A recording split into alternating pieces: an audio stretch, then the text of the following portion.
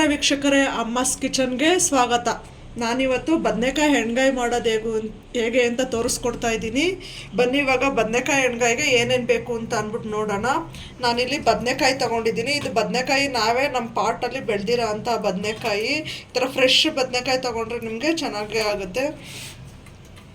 ಕೊಬ್ಬರಿ, ಒಂದು ಚಿಕ್ಕ ಕಪ್ಪಲ್ಲಿ ಕೊಬ್ಬರಿ, ಕಡಲೆ ಬೀಜ, ಬಿಳಿ ಎಳ್ಳು, ಸ್ವಲ್ಪ ಶುಂಠಿ, ಬೆಳ್ಳುಳ್ಳಿ, ಸಾಂಬಾರು ಪೌಡ್ರು, ಉಪ್ಪು, ಚಕ್ಕೆ ಲವಂಗ ಪೌಡರು, ಸ್ವಲ್ಪ ಅರಿಶಿನ, ಬೆಲ್ಲ, ಖಾರದ ಪುಡಿ, ಕರಿಬೇವು ಸೊಪ್ಪು, ಒಂದು ನಿಂಬೆಹಣ್ಣು ಗಾತ್ರದಷ್ಟು ಹುಣಸೆಹಣ್ಣು. ಇದು ಒಗ್ಗರಣೆಗೆ ಸ್ವಲ್ಪ ಒಂದು ಈರುಳ್ಳಿ ಕಟ್ ಮಾಡ್ಕೊಂಡಿದ್ದೀನಿ, ಕರಿಬೇವು, ಸಾಸಿವೆ ಮತ್ತು ಎಣ್ಣೆ. ಬದನೆಕಾಯಿ ನೀವು ಇದಕ್ಕಿಂತ ಇನ್ನೊಂದು ಸ್ವಲ್ಪ ಸಣ್ಣ ಇರೋದು ತೊಗೊಂಡ್ರೂ ಚೆನ್ನಾಗಿರುತ್ತೆ. ಈ ಥರ ಫುಲ್ ಕಟ್ ಮಾಡೋಕ್ಕೆ ಹೋಗಬೇಡಿ.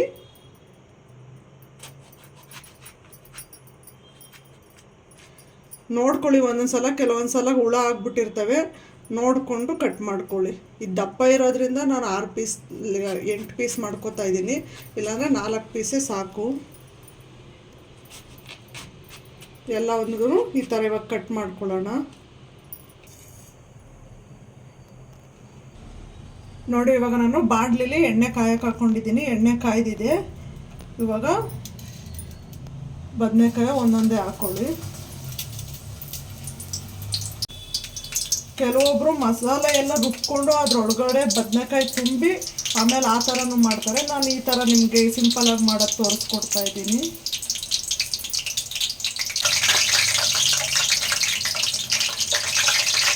ಚೆನ್ನಾಗಿ ಇದನ್ನು ಎಣ್ಣೆಲಿ ಬಾಡಿಸ್ಕೋಬೇಕು ನಾವು. ನೋಡಿ, ಇವಾಗ ಬದನೆಕಾಯಿ ಎಲ್ಲ ಈ ಥರ ಚೆನ್ನಾಗಿ ಬಾಡಿಸ್ಕೊಂಡಾಗಿದೆ. ಅದನ್ನೆಲ್ಲ ಸೈಡ್ಗೆ ಎತ್ತಿಟ್ಕೊಳ್ಳೋಣ.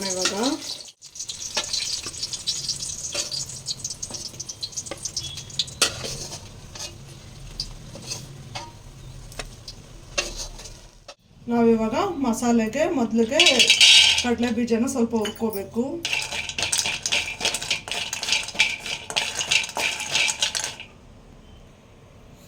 ಇವಾಗ ಎಳ್ಳು ಹಾಕೊಂಡು ಹುರ್ಕೊಳ್ಳಿ.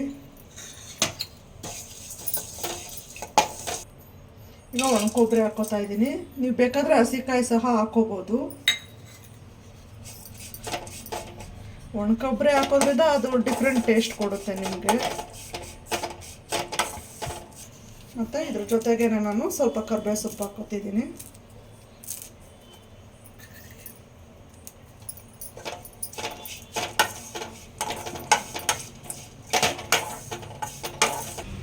ಇವಾಗ ಒಂದು ಜಾರ್ಗೆ ಹುರ್ಕೊಂಡಿರೋಂತಹ ಕಡಲೆ ಬೀಜ, ಎಳ್ಳು, ಕೊಬ್ಬರಿ ಮತ್ತು ಶುಂಠಿ, ಬೆಳ್ಳುಳ್ಳಿ ಮತ್ತು ಹುಣಸೆಹಣ್ಣು ಇಷ್ಟನ್ನು ಹಾಕಿ ನಾವು ಇದನ್ನು ನೈಸ್ಗೆ ರುಬ್ಕೊಬೇಡಿ, ಸ್ವಲ್ಪ ತರತರಿಯಾಗಿ ರುಬ್ಕೊಳ್ಳಿ. ನೋಡಿ, ಇವಾಗ ನಾನು ಈ ಥರ ಇದನ್ನು ತರತರಿಯಾಗಿ ರುಬ್ಕೊಂಡಾಗಿದೆ. ಇವಾಗ ಒಂದು ಬಾಣಲಿದ್ದೀನಿ, ಎಣ್ಣೆ ಕಾಯ್ದಿದೆ. ಮೊದಲಿಗೆ ಸಾಸಿವೆ ಹಾಕೋತಾ ಇದ್ದೀನಿ.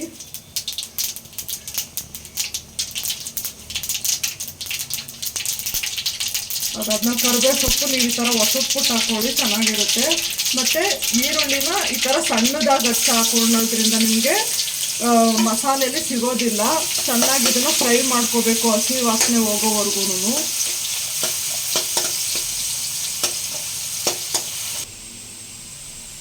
ಈಗ ಹಸಿ ವಾಸನೆ ಹೋಗೋವರೆಗೂ ಈರುಳ್ಳಿ ಹುರ್ಕೊಂಡಾಗಿದೆ. ಇವಾಗ ಒಂದು ಚಿಕ್ಕ ಸ್ಪೂನಷ್ಟು ನಾನು ಅರಿಶಿನ ಹಾಕೋತಾ ಇದ್ದೀನಿ.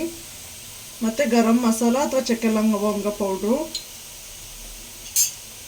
ಮತ್ತು ಅಚ್ಚ ಖಾರದ ಪುಡಿ. ನೀವು ಖಾರ ಎಷ್ಟು ಬೇಕೋ ನೋಡ್ಕೊಂಡು ಹಾಕೊಳ್ಳಿ. ಮತ್ತು ಇದು ಸಾಂಬಾರು ಪೌಡರು, ಇದೂ ಅಷ್ಟೇ ಒಂದು ದೊಡ್ಡ ಸ್ಪೂನಲ್ಲಿ 1 ಸ್ಪೂನಷ್ಟು ಹಾಕ್ಕೊಂಡಿದ್ದೀನಿ.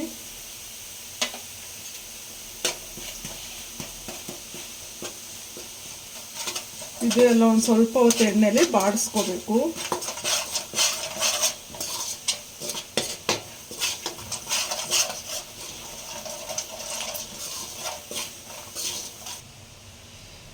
ಇದೆಲ್ಲ ಬಾಡಿಸ್ಕೊಂಡ್ಮೇಲೆ ಇವಾಗ ರುಬ್ಕೊಂಡಿರೋ ಅಂತಹ ಮಸಾಲೆ ಹಾಕ್ತಾ ಇದ್ದೀನಿ.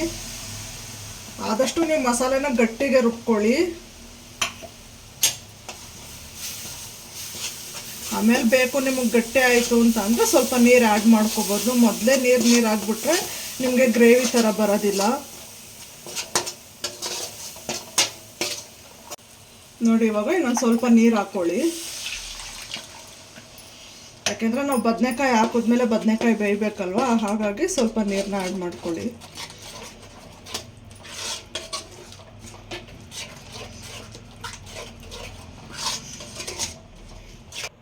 ಇವಾಗ ರುಚಿಗೆ ಎಷ್ಟು ಬೇಕೋ ಅಷ್ಟು ಉಪ್ಪನ್ನ ಆ್ಯಡ್ ಮಾಡ್ಕೊಳ್ಳಿ.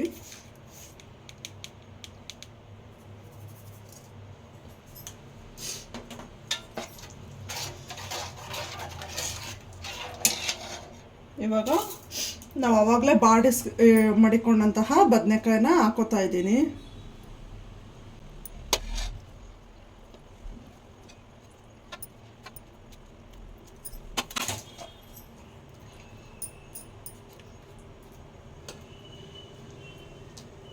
ಇದರಲ್ಲಿ ಚೆನ್ನಾಗಿ ಬೇಯಿಸ್ಕೋಬೇಕು, ಮಸಾಲೆ ಎಲ್ಲ ಬದನೆಕಾಯಿಗೆ ಚೆನ್ನಾಗಿ ಇಟ್ಕೊಳ್ಳೋ ಥರ.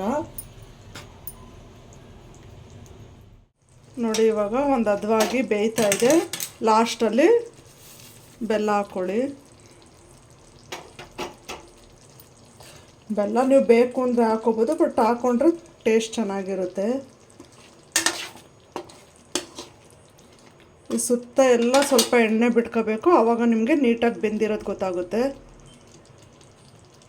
ನೋಡಿ ಇವಾಗ ಬದನೆಕಾಯಿ ಎಣ್ಗಾಯಿ ರೆಡಿಯಾಗಿದೆ. ನೀವು ಸಹ ನಾವು ತೋರಿಸಿರೋ ಮೆಥಡಲ್ಲೇ ನಿಮ್ಮ ಮನೇಲಿ ಮಾಡ್ಕೊಂಡು ನೋಡಿ ಹೇಗಿತ್ತು ಅಂದ್ಬಿಟ್ಟು ನಮಗೆ ಕಮೆಂಟ್ ಮಾಡಿ. ಹಾಗೆ ಯಾರೆಲ್ಲ ಇನ್ನೂ ನನ್ನ ಚಾನಲ್ ಸಬ್ಸ್ಕ್ರೈಬ್ ಮಾಡ್ಕೊಂಡಿಲ್ಲ, ಪ್ಲೀಸ್ ಸಬ್ಸ್ಕ್ರೈಬ್ ಮಾಡ್ಕೊಂಡು ನೋಡಿ.